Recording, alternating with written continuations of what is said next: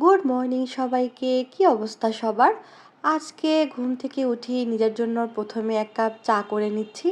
কারণ চাটা খেলে সকালবেলা খুব ফ্রেশ ফ্রেশ মনে হয়, দেন সারাদিনের কাজগুলো খুব সুন্দরভাবে ফ্রেশ মনে করা যায়। আমি চায়ে চিনি খাই না বলতে গেলে, খুব সামান্য পরিমাণে একটু চিনি দিলাম।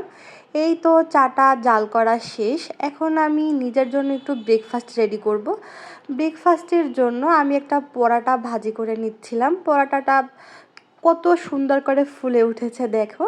তারপর পরাটা ভাজি করা হয়ে গেলে আমার আগের দিনে রাতে রান্না করা কিছু নিহারি ছিল, আমি সেই নিহারিটা দিয়ে পরাটাটা খেয়ে নেব। আসলে এটা আমার জন্য একটু হেভি ব্রেকফাস্টই হয়ে গেল, কারণ সকালে এত হেভি ব্রেকফাস্ট করার আমার কোনোটারই ইচ্ছা নেই। যেহেতু আজকে আমি একা, এর জন্য এটাই খেয়ে নিলাম। এখন আমি বেশি করে দুধ দিয়ে নিজের জন্য চাটা নিয়ে নিব। আর চা খেতে খেতে সারাদিন কি করব, দুপুরে কি রান্না করব, সব কিছুর হিসাব মিলিয়ে নিচ্ছিলাম। ওকে, আল্লাহ হাফেজ।